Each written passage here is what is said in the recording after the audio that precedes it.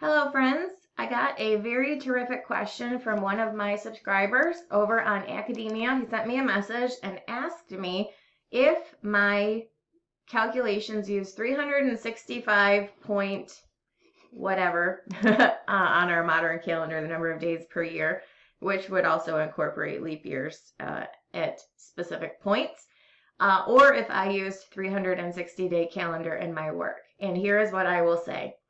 For Daniel's specific 70 weeks prophecy, you have to, when you are counting in the years that correspond to his prophecy, you must use or convert to 360-day years. We know that the 70th week is based on 360-day years because the book of Revelation tells us that on either side of the midpoint of the 70th week, there is a 1260-day count. That is an even 42 months, 3.5 years, of 30-day months, which you would only find in a 360-day year. So from point C to point D, because from point A to B is the first 69 weeks of years, know therefore and understand that from the going forth of the commandment to restore and to build Jerusalem, that's point A, unto the Messiah the Prince, that's point B, there shall be 7 weeks and 62 weeks. So points A and B are respective to the first 69 weeks of years. And he shall confirm the covenant with many for 1 week. That's point C. In the midst of the week he shall cause the sacrifice and the oblation to cease, and for the overspreading of abominations he shall make it desolate. That's the midpoint. So on either side of the midpoint, from the beginning to the ending, there are 1260 days on both sides. Even until the consummation, and that determined shall be poured upon the desolate. That's point D. So from point C to point D, respective of the midpoint of the 70th week, you know that you are looking at 1 week being composed of 1260 days on either side of the midpoint to total 2,520 days. That is only an even 7 years, 1 week on a 360-day calendar. Logic would dictate that the first 69 weeks of years should follow the same pattern, and they do. Which is why if you are counting within the confines of any of these specific weeks in the 70 weeks prophecy, you must translate them to a 360-day calendar. If you are outside of that prophecy and you are only counting the number of years between reference points, it doesn't matter how many days there are. That is not pertinent to that. I will take the reign of Artaxerxes. I don't need to figure out which calendar this is on or how many days there is per year. It's in the 20th year of his reign. So it doesn't matter if the years are 5 days or 500 days. You're just counting years. You're not counting days. You don't need to drill down into that. It just says from the beginning of his reign to the point where this 70 weeks prophecy becomes pertinent, there's 20 years. So at that point, I don't care how many years there are in whatever given calendar. I'm just counting the number of years. And that will hold true in the majority of other things that you're going to look at in the Bible. If you're just thinking, say in the year of Solomon's reign, 1 Kings 6, where it says in the 4th year of Solomon's reign, which was also the 480th year after the children of Israel came out of Egypt, he began to build his temple. You're not concerned with day counts. You're looking for year counts. So you don't need to get technical, and if you were to, it would complicate the heck out of it. So the only time that you are going to need to specifically use the 360 days and to do any kind of conversion is within the confines of a prophecy that requires you to do so in order to reach an accurate conclusion. If you are specifically just counting years between things that don't pertain to Daniel's 70 weeks, just count the years. Let's not overcomplicate this. It just takes too much time and brain space, and it usually helps people arrive at inaccurate conclusions. So hopefully they answered the question.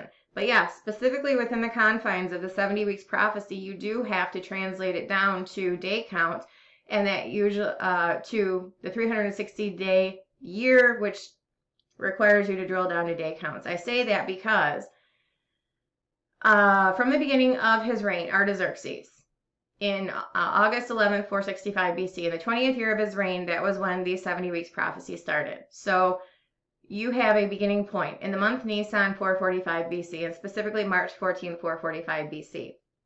If you don't do legwork to drill that down to a day count to then reapply it to a calendar that does not use 360 days for translation purposes, then you are going to start ending up at wrong dates.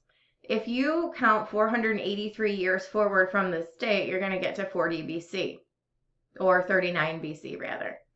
Does 39 BC have anything to do with the time period that Jesus lived, died, rose, ascended? No, it doesn't. It is 7 years too late. Way too late. So that would mean that if 32 AD is your ending point, then you're going to have to back this up 7 years, which would then not have any kind of working value with the Nehemiah 2 verses that state that it was in the 20th year of Artaxerxes the king. Because you'd have to back this up to what, 438 BC or something like that? Or no, you have to add. Anyway, you'd have to back this up 8 years. Well, then clearly it's not going to be, sorry, you'd have to back it up 7 years. I'm talking too fast. And that would clearly not be in the 20th year of his reign. So in order to try to make it in the 20th year of his reign, you would have to back up his start date, which is why you see so much conflicting information out there. So within the confines of the 70 weeks prophecy, which are calculated solely on a 360-day calendar, you must drill down to the day count and then reapply that to a modern calendar that does not use a 360-day count. And that is where you will see that 173,880 days, which is 69 weeks of years times 7 weeks per year, times 360 days per year. When you reapply that to a calendar that we use, that we are familiar with, you will see that 173,880 days only accounts for 476 years, which is what you find between these two dates. So it was a very good question to ask, and so I will summarize it by saying this. If you are within the confines of Daniel's 70 weeks, which requires you to use a 360-day calendar to count with, and then reapply it to our modern calendar to see what that would actually look like, you must use 360 days. If you are simply counting years outside of the prophecy, then day counts don't matter at all. Just count the number of years between point A and point B. At that point, it doesn't matter how many days per year. You're only trying to get to the number of years that you are looking at. So hopefully that makes sense. And I would use this whole Jubilee pattern as a backup for that statement. We don't care how many years or how many days there are in each one of these periods of 7 that leads to the 50th year. We're just counting to each of the next 50th years in this Jubilee pattern. Literally not concerned about day count whatsoever, only concerned about year count. So I hope that makes sense. But I did want to stick this out there for further support of this 32 AD year. Because if you're looking at the Jubilee cycles, between 16 AD and 65 AD, those are the bookend Jubilee years of Christ's ministry. Christ's ministry, where his death, burial, and resurrection would have occurred. So if you are plotting this on an actual, thou shalt number 7 Sabbaths of years, the space of 7 times 7 shall be unto thee 49 years, and in the 50th year hallow it and proclaim Jubilee. So 16 and 65 are your bookends, and this is 7, 14, 21, 28, 35, 42, 49, and in the 50th year. So when you actually, in week 1, week 2, week 3, this is the years and the weeks of years, and this is the number of weeks of years to get to the 50th. So you have 50 years there. When you plot 32 AD on this, you see that it is in year 3 of 7, which also falls in week 3 of 7. this is respective to the third day. The third year of 7 is the third, and the third week of 7 in the whole Sabbath cycles leading to the Jubilee is where this falls. So it's in year 3 of 7, in week 3 of 7, in the cycle of Jubilee that Christ's ministry was in. And it's just more, just kind of look at that and be like, yep, that was the year that Christ died for our sins. He was buried and he rose again on the third day according to the scriptures. And when you plot that out, correlating to the Jubilee cycle, it's in the third. So I just thought that was interesting.